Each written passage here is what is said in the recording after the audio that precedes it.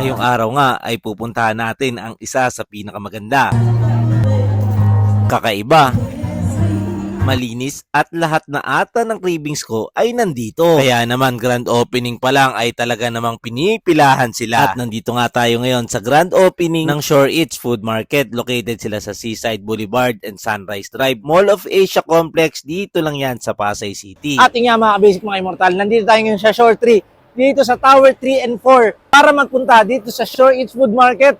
Madami tayong pagpuputripan dito.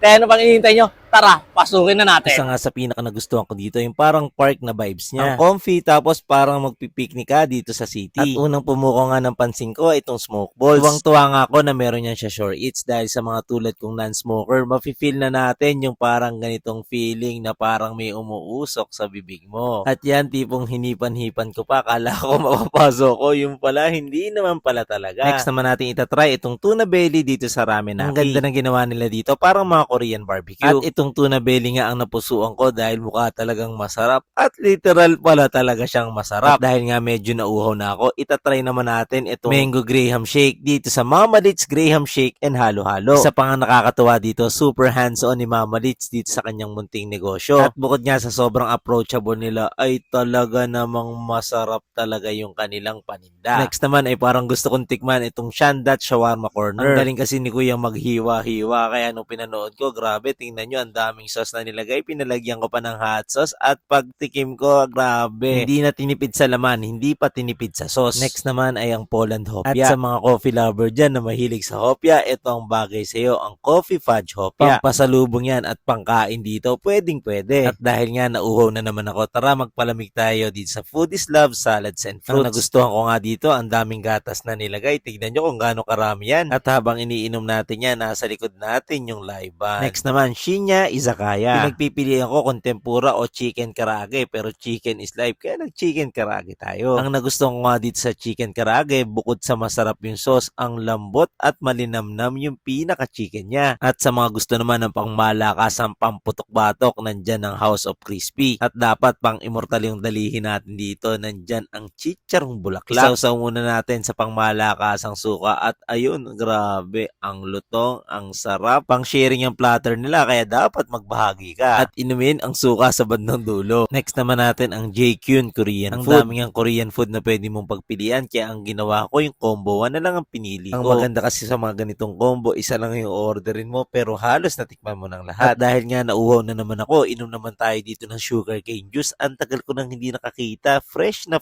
sugarcane. At may kasama pa nga yung fried pork chow long pao. Namiss ko lang talagang uminom ng sabaw ng tubo pero hindi ko inaakala na masarap din tong kanilang pinang topping. Sobrang nag-enjoy ako dyan mga kabasic. At pagtapos nga ng napakaraming kinain ko, parang gusto ko naman ng something sweet. Buti na lang nakita ko tong fruits tanghulo ng Foodies Love. Manalo nga siyang pang dessert, pwede rin sigurong appetizer. At ang dami pa nga nating hindi nakainan dito sa Shore Eats. Pero bago nga ako matapos, nakita ko merong wonton dito sa Shasta Snacks. At iniimbita ko na rin kayo lahat mga kabasic magpunta dito sa Shore Eats.